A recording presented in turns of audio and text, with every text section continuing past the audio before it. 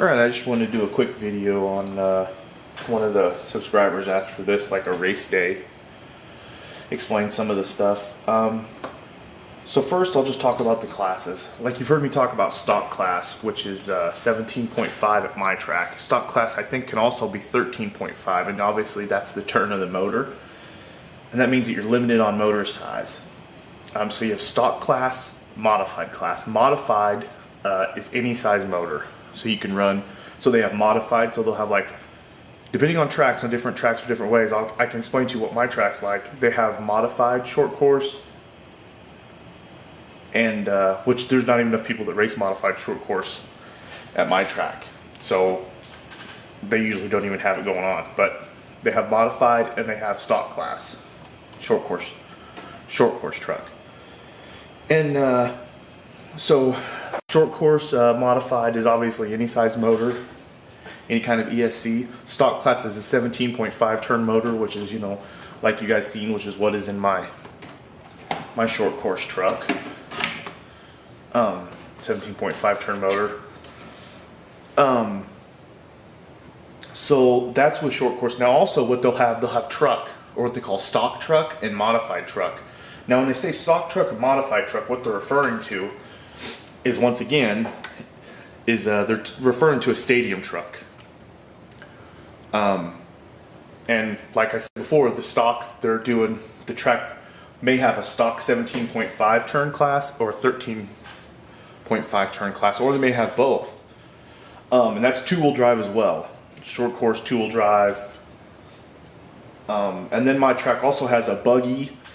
Let's see, they have a buggy stock and they have a buggy modified. And that's two-wheel drive as well. And obviously, once again, modified is any motor size. Stock is 17.5 or could be 13.5. You'll just have to talk to your track. Also, a lot of places have what they call a spec slash class, which is like pretty much, and like I said, different tracks do it different ways, but most of them are like a spec slash class is just like a stock slash. Like, I don't think they allow low center of gravity kits and stuff like that on them. Now, when you go and you start racing, how this is going to work, at least how it works at my track, is you have two qualifiers. And you'll get, now if you don't have a transponder, now don't run off and buy a transponder, but transponder is how they keep track of your lap times. And different tracks have different kinds of transponder systems, so different kinds of systems, so it requires a different kind of transponder. So for example, like if you look here, this right here is my transponder, and it just hooks right into the receiver right here. And like if you turn this on, I don't have a battery hooked up right now, I turn it on, but this will blink. But what happens is, every time, and I've heard some of the faster guys that I've talked to say they like to mount their transponder as close up to the front of their vehicle as possible. But so yeah, you need a you don't have to buy a transponder. A lot of tracks will have one that you rent, but it's bigger. It's real. The ones, at least the ones at my track, are like that big, and you got to knock a hole and put a clip through it somewhere on the body, like for a body mount, is kind of what you do. You put a hole somewhere and put it in there.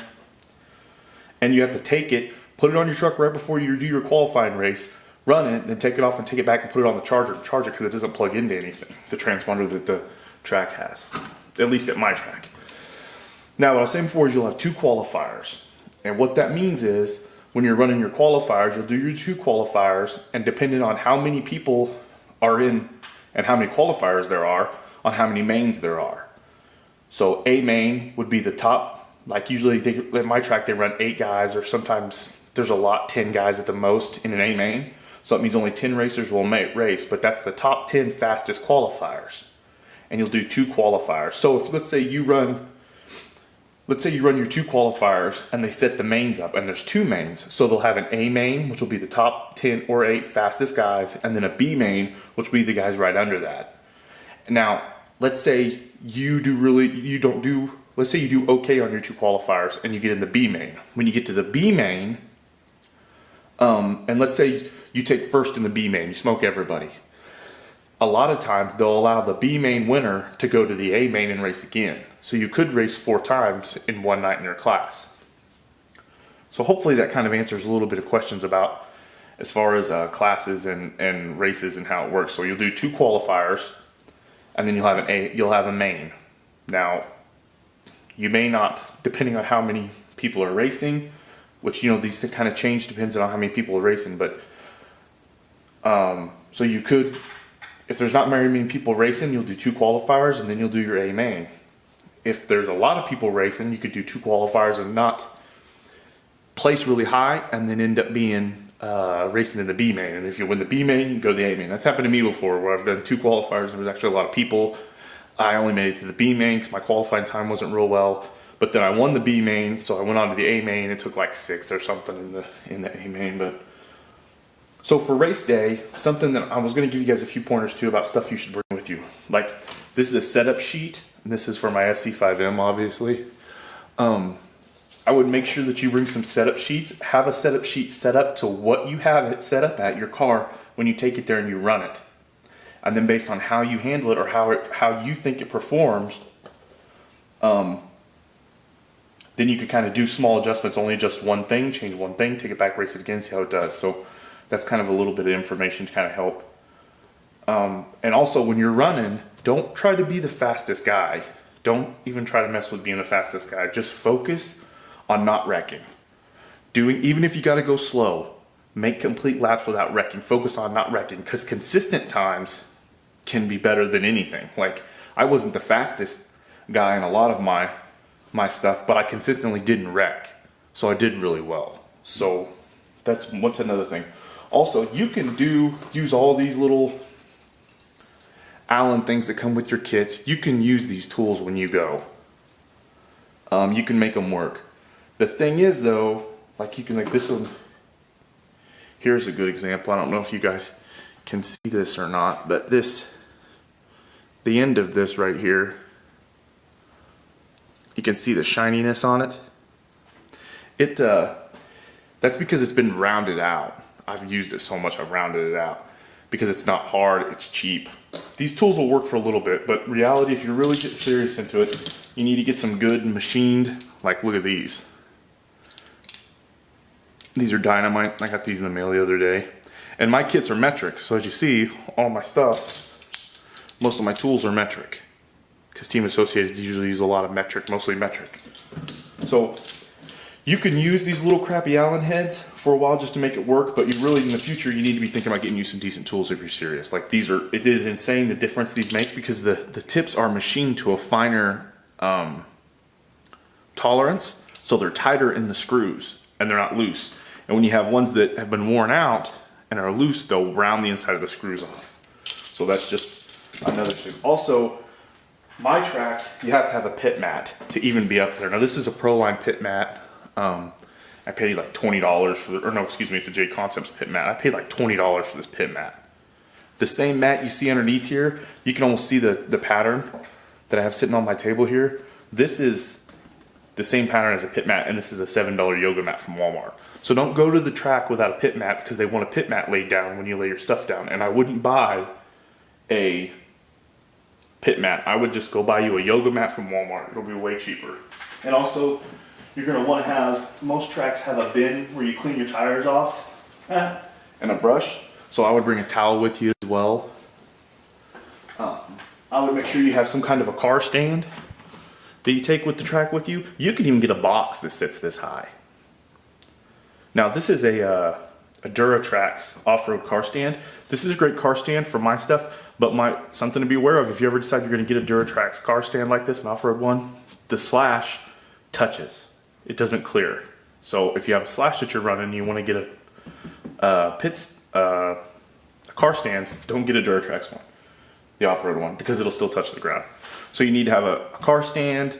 I'd get you some setup sheets. Fill one setup sheet out to where you know what you're running when you get to the track, so you can make adjustments. Have a blank one so you can change things and see what the difference is. You can use these, like I said. I'd get some better ones. Make sure you have a pit mat, because my track especially, like, you can't even be there without a pit mat. You have to have a pit mat down before everything. Like I said, these will, like this right here, this is a blue yoga mat from Walmart, paid like $7 for it. So probably do 2 qualifiers, your A main, and yeah, that'll really be what it's about. So just kind of give you a little bit of an idea, you know. And like I said, a transponder too. The thing is with transponders, man, this is what kills me. Like the transponders, like I said, you can get from My Track. They're just when you pay $15, like you pay $15 on My Track to race, and you can use their transponder. Two things: one, it's way heavier than this one, and two, it's really cheap to do that. But it sucks taking it on and off in between each race and putting it on the charger. This just stays in here.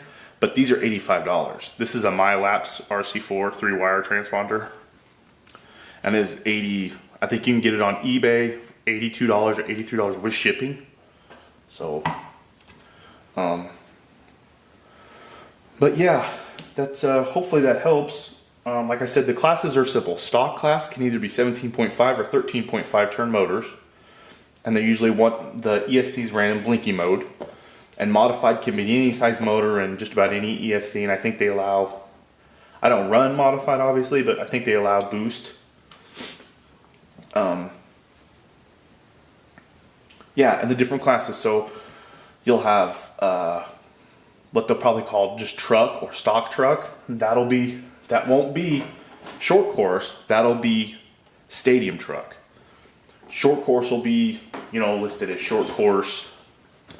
They'll have buggy, depending on your track. I mean, I don't know, different tracks are different. They may have enough people that they run a 4-wheel drive modified buggy or a 4-wheel drive stock buggy. I don't even know if they do 4-wheel drive stock buggy. Like I said, they don't offer none of that at my track. So, but yeah, I mean, you can use, like I said, this is important. You can use these tools, and I would until you have a little money saved up to get you some decent tools. But decent tools, man, if you're serious, these are, I mean, it is. The difference, I should have bought these years ago. I mean, the difference is just insane. But yeah, hopefully that helps you guys a little bit, give you a little bit of an idea about the stuff. Like I said, you got 2 qualifiers and you got your A main. Depending on where you do in the qualifiers, how many people are racing, depends on if you have a B main. Some races, I've even heard of them, are so large, like some of the big national races, like the Reedy race and stuff. I think they even have like up to like E mains. So they have like A, B, C, D, E mains, because people are just, it's just so many people, you know, and so many people are on different levels, you know. But yeah, hopefully that helps. Like I said, I'd make sure you set up sheets, get you a car stand. You could even use a cardboard box that's this high. Like I have a couple boxes that I set some of my other trucks on, some of my not so nicer ones. And here's a little alternative. This is a J Concepts car stand. This car stand was $8.50 without shipping from A Main Hobbies. And you can paint it whatever color you want. It comes clear, so I painted it all this. I did the red and black, which is obviously my racing colors. But yeah, that's only $8.50. You could use this when you go. You know, just something to lift your vehicle up so you can take your tires off and clean your tires and stuff. So that's something to consider. Did that J Concepts off-road car stand, $8.50. But all right, hopefully that helps. Like, comment, or subscribe. I got some more videos. Like I said, I still have my Team Associated RC B8 3E, which is the 1/8 scale 4-wheel drive buggy that I bought off eBay that I got a great deal on that's coming in the mail. It should be here the next couple days. I'll do a unboxing of it. You know, I bought it used, obviously, so I got such a good deal on it. And I'll unbox it here at the table and kind of show everybody what I paid for it and what all's going on with it. But, yeah. Stay subscribed and keep commenting. Thanks, guys.